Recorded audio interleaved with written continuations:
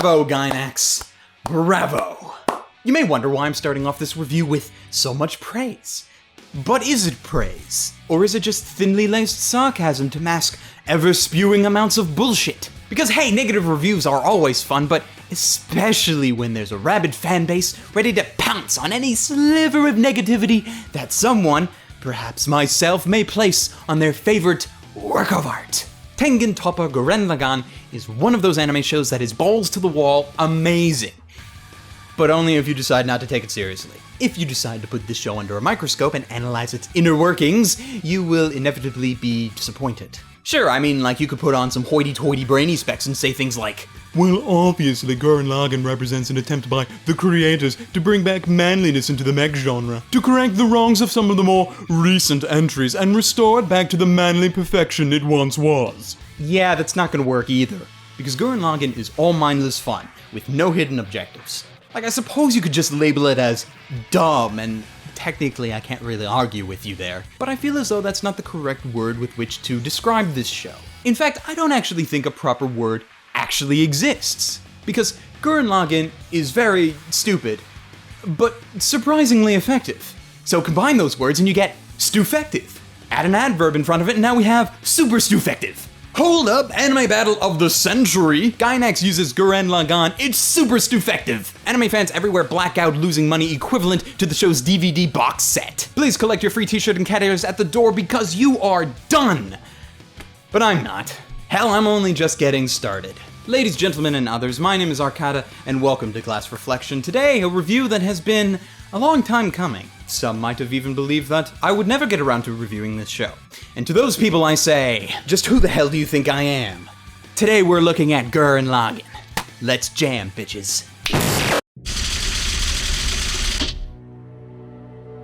Humans are desperate beings. They live deep under the Earth's surface, hidden in partial safety from the horrors of the world above. The barren wasteland of the surface, a place no longer remembered by the majority of humanity, has been overrun and ruled by savage beastmen for longer than people have been alive. While there are some surface dwellers who have been fighting the beastmen against their powerful mecha gunmen, humanity has no chance. This is a story about a man who has yet to realize his destiny. Simo, Kamina, and their friends have battled to the surface of the Earth to obtain the long-forgotten freedom that humanity once had. Upon stealing one mecha from the very enemy they face, and after finding another deep underground, the pair of heroes combine their strength to create the powerful gunman Gurren Lagann, and begin to fight their way to the ruler of the Earth, the Spiral King, to defeat him and once again have freedom for the humans on the surface of the Earth.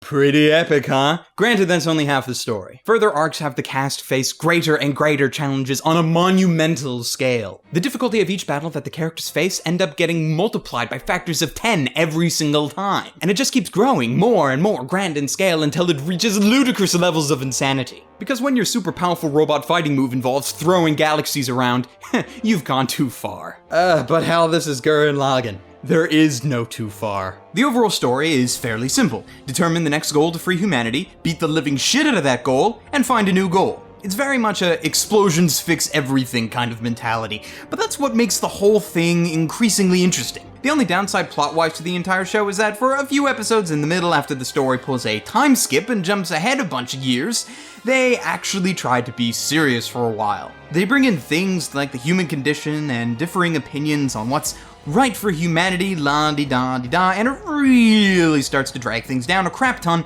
until the show suddenly decides, you know what, fuck it, we tried that serious crap, but it's cramped in our style and it threw off our groove. Let's blow shit up again! Explosions! And so they do, culminating in one of the most insanely epic climaxes in the history of anime. I'd love to say that this show is epic from start to finish, but it's that span of time shortly after the time skip that just really bugs the crap out of me. I like the show when it's not trying to be serious, because that is what it is good at. And let me tell you, when the show's good, it's good.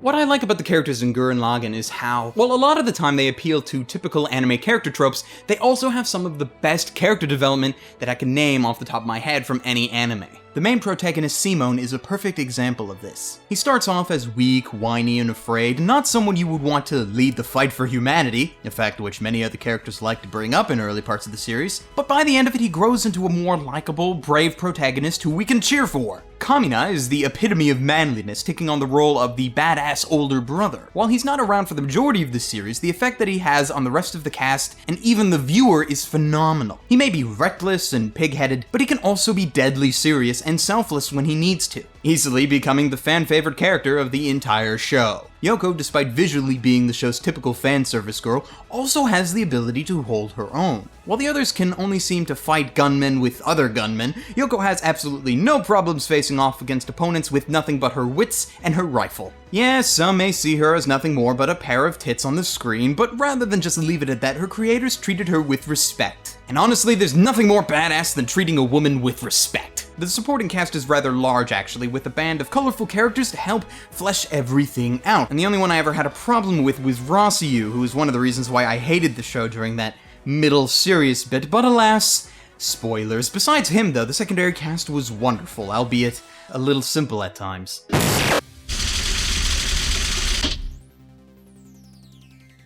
As with a lot of Gainax shows, there's really not much to complain about, for the most part. The level of quality that they like to put in their work far exceeds that of most other creators for whatever time that the show was made. But in the past, they have been known to be very bad at maintaining a proper budget so that the quality can be standardized throughout the whole show. Evangelion! Sorry about that. However, this time it seems that they have learned their lesson. Hell, with the level of animation quality that the final episodes had, I almost feel as if they saved a large chunk of their budget for that specifically. Now, if I was to find fault with the animation anywhere, it would be with episode 4. I don't know exactly what happened here, but if you compare episode 4 with any other episode in the entire show, you can tell that it's rather shit. For whatever reason, Gainax brought on Osamu Kobayashi to direct that particular episode. He has a particular style seen in shows like Beck and Paradise Kiss that, while great on their own, used for an entire show, it did not really fit with Gurren Lagann. After this, however, everything becomes a lot more normal, but it's just that one episode that just tanks in compared to everything else.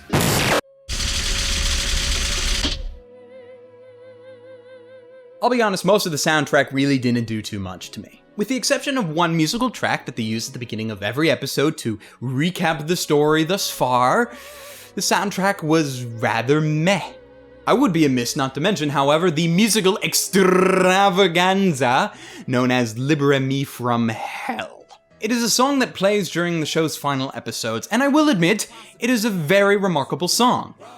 I just can't stand the rap part of it. Like, the beginning was great with all this orchestra and opera singing, but the second that rap kicks in, I'm just like, what? No! You ruined it! Though, as usual, that's just my own musical taste kicking in, and even with that, I guarantee you're going to be having "Row, row, fight the power" stuck in your head for like ever after watching this show. Now, I know that recently I've not had anything bad to say about the dubs for animes that I have reviewed, but that's because apparently I just seem to be on this wonderful streak of reviewing shows that just happen to have really good dubs. And Gurren Lagann is no exception for that. Heck, a lot of the voices for this particular anime is one of the reasons why I love the characters so much in the first place. From Kyle A. Bear doing Kamina's bombastic speeches about manliness, to Yuri Lowenthal's portrayal of Simone's 180 flip in character, which was amazing to listen to. Plus, hearing Steve Blum doing the voice of a gay man is one of the greatest things ever. Well, you're not just another pretty face, are you, honey bun? Yeah, and I think your mecha's fascinating. It may be small, but it's packing a lot of power. What are you doing there? Running numbers. Wanna see?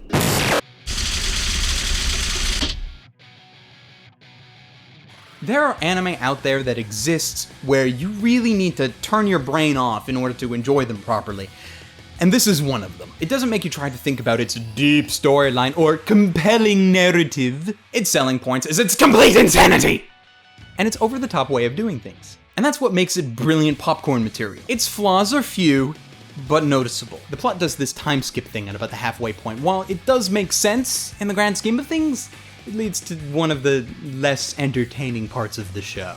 And the animation in episode 4 was so bad that I have to mention it here again, just because of how jarring it was. And so, with all that in mind, I've meticulously calculated values for the category of story, characters, animation, sound, and my own personal enjoyment, which, after taking that number and putting it inside of a mech, inside of a mech, inside of a mech, inside of a mech, and having it throw a galaxy around, has me awarding Gurren Lagann with a numerical score of 8.72 out of 10, and an overall recommendation to buy the shit out of it. It's rare to find a show with this much entertainment value, but this one has it, so you should watch it, full stop. While Gurren Lagann used to be available from Bandai Entertainment, at the time of this video it is currently licensed by Aniplex of America with a rather pricey but totally worth it DVD box set that comes with a shit ton of extras, though you might be able to find the old Bandai releases if you look hard enough. Also, the show is licensed and available in these countries, if you know where to look. Gurren Lagann is available for streaming over on Crunchyroll. The entire series is available in Japanese over there, and you don't even need a premium membership in order to watch it. So go do it. For alternate anime recommendations, I point you towards the other insane over-the-top Gainax anime, FLCL, along with the well-liked Bones Mecha Eureka 7, which between the two you should hopefully find something to your liking.